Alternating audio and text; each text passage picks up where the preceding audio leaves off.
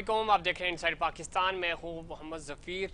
सदर ममलिकत chief election commissioner का 8 फरवरी को मुल्क भर में आम इंतखाबात करवाने पर इत्तफाक। इससे पहले आज सुप्रीम कोर्ट ने इंतखाबात की तारीख तजवीज़ की थी 11 फरवरी, और इलेक्शन कमीशन को कहा था कि कल तक इस हवाले से एक तारीख दी जाए। कल चूँकि समाअत होगी दोबारा और आपने फौरी इसके ऊपर अमल करना है। तो इलेक्शन कमीशन और सदर ममलिकत ने मुशावरत के बाद 8 फरवरी इलेक्शन के हवाले से ये तारीख दे दी है। और अब एक सियासी हलचल मची आज के इस फैसले के बाद, और अब सियासी जमातों का इसके ऊपर बड़ा मिला जुला रद्दअमल भी रहा।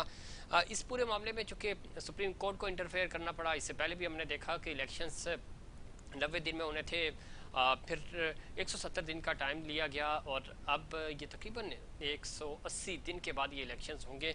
आइन और कानून को सुपरसीड तो किया गया, लेकिन यह फ़ैसला कम अज़ कम पाकिस्तान में जमहूरियत के लिए बहुत एक अच्छा फ़ैसला है। अब देखना यह है कि क्या ये मामलात खुश सलूबी से तय पाएंगे। लेवल प्लेइंग फील्ड का मुतालबा किया जा रहा है अब दिगर पॉलिटिकल स्टेक होल्डर्स की तरफ से। पाकिस्तान पीपल्स पार्टी कह रही है लेवल प्लेइंग फील्ड ना हुई तो इंतखाबात पर सवालिया निशान होगा।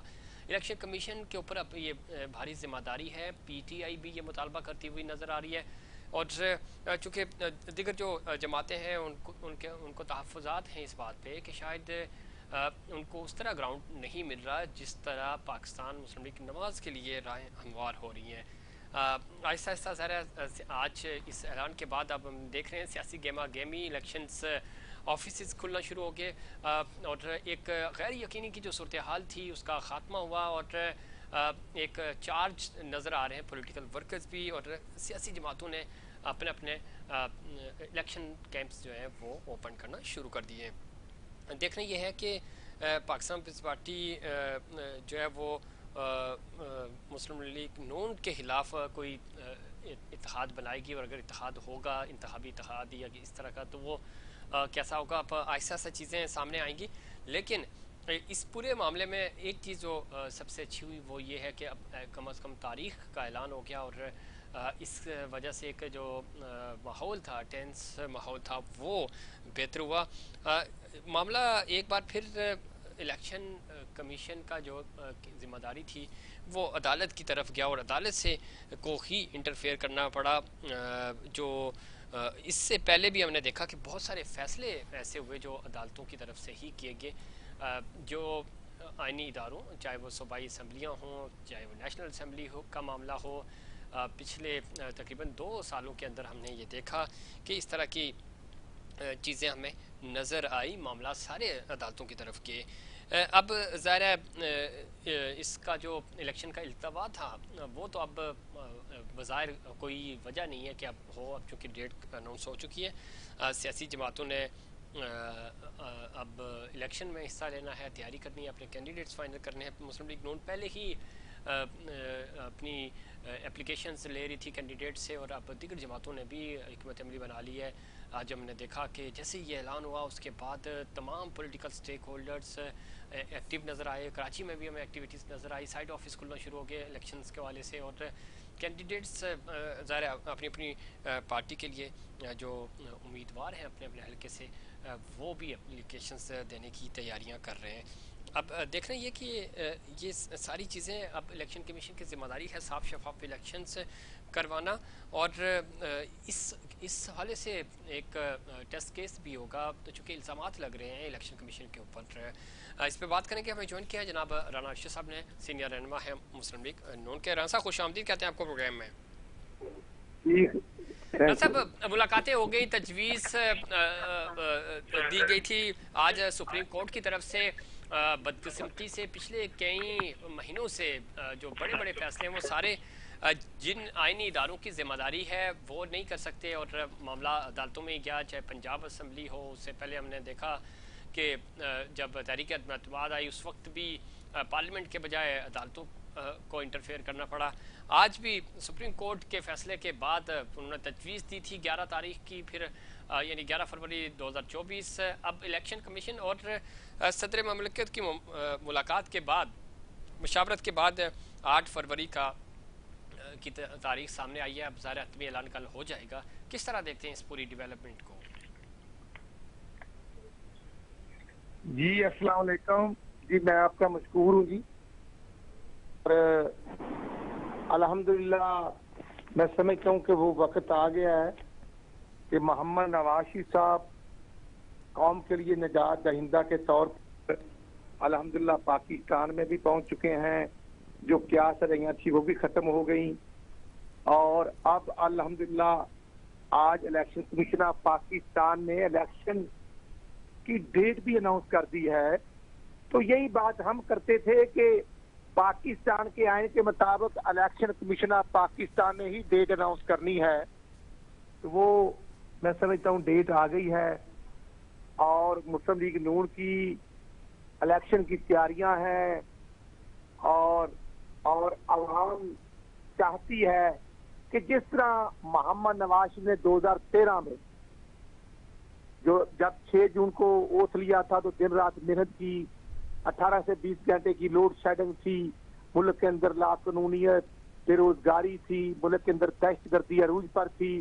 तो मोहम्मद नवाज शरीफ को जब अल्लाह ताला ने थर्ड टाइम मौका दिया तो उन्होंने हिम्मत और जुर्रत और फहमो फरासत के साथ पाकिस्तान को तमाम बहरानों से निकाला और अल्हम्दुलिल्लाह 12,000 मेगावाट बिजली पैदा की और 16 जून 2014 को ज़रब-ए-ज़ब का आगाज पार्लियामेंट के अंदर एज ए प्राइम मिनिस्टर किया और मुल्क को एक महफूज मुल्क बनाया।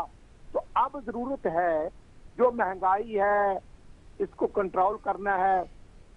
तो ये अल्लाह ताला ने नवाज शरीफ को फहमो फरासत दी है। इसमें राज साहब ये बात तो ठीक है, लेकिन अब जैसे इलेक्शन अगर 8 फरवरी को होते हैं, ज़रा हतमी तारीख कल हो जाएगी। पहले इलेक्शन कमीशन ने 11 तजवीज़ की, सदर ममलिकत और इलेक्शन कमीशनर की मुलाकात के बाद अब 8 फरवरी रखी गई है। कल ज़रा इसका ऑफिशियल ऐलान भी हो जाएगा। क्या समझते हैं, अब चूँकि मियां नवाज शरीफ साहब तो फौरी तौर पर जब तक उनको रिलीफ नहीं मिलता उन पर पाबंदी है, इंतखाबात में हिस्सा तो नहीं ले सकेंगे, तो आगे जिस तरह हिकमत अमली बनाई जा रही थी, तो क्या मुस्लिम लीग नून की तरफ से मियां शहबाज शरीफ साहब ही पूरा मामला लीड करेंगे, नवाज शरीफ साहब सिर्फ उनको सपोर्ट करेंगे इलेक्शन के हवाले से, या जैसे हमने पहले देखा कि मुशावरत उन्हीं की शामिल रही? क्या हिकमत अमली बना रही है मुस्लिम लीग नून? जी अल्हम्दुलिल्लाह इशू ये है कि नवाज शरीफ साहब अदालतों में पेश हो रहे हैं और जो ये एक मुल्क के खिलाफ साजिश थी कि जब मोहम्मद नवाज शरीफ को 2017 में बेटे से ना तनख्वाह लेने के जुर्म में निकाल दिया गया, पूरी दुनिया में कोई कानून नहीं है, क्योंकि नवाज शरीफ को निकालना उसका मकसद था। और जो पीटीआई के सीनियर वकील अहमद खान ने बात की थी कि कोर्ट में जाने से पहले उनको निकालने का फैसला कर लिया गया था, वो हकीकत में एक इमरान न्याजी बैंड को लॉन्च करने का मंसूबा था जो 2007-8 में शुरू हुआ और फिर 2012 और फिर 13 और फिर उसके बाद थ्रू आउट पाकिस्तान के अंदर अदम इस्तेहकाम पैदा करने की जो साजिश थी। कहाँ पनामा का ड्रामा शुरू हुआ और कहाँ फिर बेटे से ना तनख्वाह लेने के जुर्म में निकाल दिया गया। जो जस्टिस मलिक अरशद ने बात की, जिस तरह उनसे फैसले लिए गए, मैं समझता हूँ ये नवाज शरीफ के साथ ज्यादती तो उन्होंने की, लेकिन हकीकत में 24 करोड़ आवाम के साथ जुल्म और ज्यादतियां की कि आज जो मुल्क के हालात हैं 2017 से लेकर आज तक के जिम्मेदार वही हैं, वही इमरान खान ग्रुप जिम्मेदार हैं। तो अल्हम्दुलिल्लाह नवाज शरीफ की क़यादत में मुस्लिम लीग नून ने अपनी इलेक्शन एक्टिविटीज का आगाज कर दिया है। जो 21 अक्टूबर को अल्हम्दुलिल्लाह मनारे पाकिस्तान में जलसा हुआ, तारीखी जलसा था और मनारे पाकिस्तान का अंदर जो लोगों का हजूम था वो 25% था और 75% लोग रोड और लाहौर की सड़कों पर थे। तो मैं समझता हूँ कि हालात मुश्किल हैं, लेकिन नवाज शरीफ की क़यादत में लोगों ने देखा है कि जब जब नवाज शरीफ की हुकूमत आई है मुल्क ने तरक्की की है। आप देखें 12 अक्टूबर 99 के बाद नवाज शरीफ को 2002 में इलेक्शन कंटेस्ट करने की इजाजत ना दी गई, 14 महीने में जेल काटी, सजा हुई। फिर 2008 में उनको इलेक्शन लड़ने की इजाजत नहीं थी। फिर 2013 में इलेक्शन कंटेस्ट किया, वो प्राइम मिनिस्टर बने। फिर 2018 में वो जेल के अंदर थे, उनकी बेटी जेल के अंदर थी। इसके बावजूद मुस्लिम लीग नून के कारकुन खड़े रहे और 85 एमए की सीटें मिली, आरटीएन सिस्टम उठा दिया गया। तो आज पाकिस्तानी आजाद हैं। सब ने देख लिया 4.25 साल में इमरान खान ने क्या किया, और 16 महीने की पीडीएम की गवर्नमेंट, बिल्कुल हम उसके जिम्मेदार हैं। लिहाजा आज लोग मिजाज दहिंदे के तौर पर तो राणा साहब ये माजी हो गया, लेकिन अब हिकमत अमली क्या बनाई जाएगी आपको लगता है? ज़रा अब तो टाइम नहीं रहा, इलेक्शंस की तारीख आ गई, कल हतमी ऐलान भी हो जाएगा। क्या हिकमत अमली बनाई जा रही है? और पंजाब से हटकर, पंजाब में भी बड़ा टफ टाइम मिलने वाला आपको, और इससे हटकर सिंध है, केपी है, बलूचिस्तान चले किसी हद तक डिवाइडेड है, वहाँ पे इलेक्टेबल्स ज़्यादा है, तो बाकी जो दो सूबे हैं उसमें तो बहुत कमज़ोर है आपकी पार्टी पोजीशन। तो यहाँ की क्या हिकमत अमली है, और खासतौर पे सिंध के हवाले से अगर हम बात करें तो? आप ठीक कह रहे हैं। इंशाल्लाह पंजाब के अंदर भी पूरी जो मैं समझता हूँ 146 एमए की सीटें हैं और 297 हमारी एमपी की सीटें हैं। हमारा होमवर्क तैयार है। सूबाई और पार्लिमानी बोर्ड जो है अल्हम्दुलिल्लाह, जो मियां नवाज शरीफ साहब ने डायरेक्शन जारी की थी वो बन चुके हैं, प्रोसेस शुरू हो चुका है, और 1 तारीख से डॉक्यूमेंटेशन जो सूबाई और कौमी असम्बली की पार्टी की टिकट के लिए है वो फार्म जो है तकसीम हो रहे हैं, जमा हो रहे हैं। और उसके साथ साथ मियां नवाज शरीफ साहब इंशाल्लाह, जो हमारी जनरल काउंसिल का इजलास था वो अल्हम्दुलिल्लाह पहले 4 को था, अब 11 नवंबर को होगा, जो पूरे पाकिस्तान से जनरल काउंसिल के मेंबरान आएंगे, और उसमें बिल खसूस हमने फलस्तीन पर उसको हाईलाइट करना है, उस इशू को। और उसके साथ साथ नवाज शरीफ साहब जो हैं वो सिंध का विजिट करेंगे, वो बलूचिस्तान भी जाएंगे, वो खैबर पख्तूनख्वा भी जाएंगे, और पंजाब के डिवीजनल हेडक्वार्टर पर जलसे करेंगे। उसका शेड्यूल बन रहा है। हम आवाम में जाएंगे, आवाम की बात सुनेंगे, आवाम की इशू को हाईलाइट करना है, और उसकी भरपूर तैयारियां। बिल्कुल वक्त कम है, हमने कोर्टों में भी पेश होना है, लेकिन हम समझते हैं कि हमने मेहनत करनी है, कोशिश करनी है। राणा साहब, जो मियां साहब के दरमियान इस वक्त ज़ाहिर है वो इलेक्शन में जा नहीं सकते, इलेक्शंस के अंदर ज़ाहिर है अभी पाबंदी है उनके ऊपर, तो ये सारी जो आईनी और कानूनी रुकावटें हैं आप समझते हैं कि दूर हो जाएंगी? हम देखें जी, जब मरियम नवाज़ी साहब और कैप्टन सफदर बरी हुए हैं तो बिल्कुल वो रिमार्क्स कोर्ट के और ऑर्डर्स में वो चीजें शामिल हैं कि नवाज़ी पर तो वो जुर्म बनता ही नहीं था जिस जुर्म में उनको सजा दी गई। और हम अब फिर मियां नवाज़ी साहब की 6 तारीख को पेशी है इस्लामाबाद हाई कोर्ट में, तो हम पेश होंगे इंशाल्लाह। और हम समझते हैं कि इंसाफ के तकाजे पूरे होते हुए मोहम्मद नवाज़ी साहब की नाअहली खत्म होनी चाहिए, और इंशाल्लाह होगी। एविडेंस शवाहद बिल्कुल हमारे पास है, हमारे वकला, हमारी लीगल टीम ऑन बोर्ड है, और मैं समझता हूँ कि नवाज शरीफ साहब पूरे पाकिस्तान की मुस्लिम लीग नून की कैंपेन को लीड करेंगे। जलसे होंगे पाकिस्तान भर में, सूबाई लेवल पर, डिवीजनल हेडक्वार्टर पर जलसे होंगे, वो नवाज शरीफ साहब करेंगे। जो ज़िली हेडक्वार्टर पर होंगे जलसे वो शहबाज शरीफ साहब, मरियम नवाज शरीफ साहबा और हमजा शहबाज साहब करेंगे।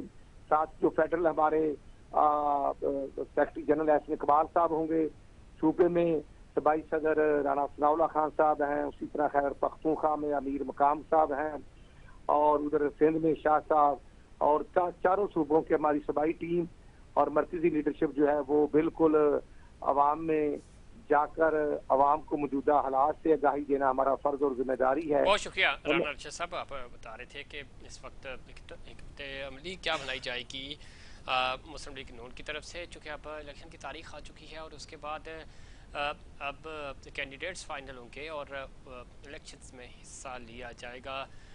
वक्त कम है और पॉलिटिकल स्टेक होल्डर्स अब एक्टिव नज़र आ रहे हैं। आज कराची में भी गेमा गेमी नज़र आई, और चूँकि एक गैर यकीनी की सूरत हाल थी और उसके बाद डेट जैसी अनाउंस हुई, और अब वो कैंडिडेट जो उम्मीदवार हैं अपने अपने हल्के में पार्टी के, उनमें भी जोश और जज्बा नज़र आ रहा है। क्या माहौल होगा और ये इलेक्शंस कैसे साफ और शफाफ हो सकते हैं? दीगर जमातों के क्या तहफ़्फ़ुज़ात हैं और लेवल प्लेइंग फील्ड का शिकवा अभी तक क्यों पाकिस्तान पीपल्स पार्टी और दीगर जमातें कर रही हैं, इस पर बात करेंगे, लेकिन उससे पहले कमर्शियल ब्रेक।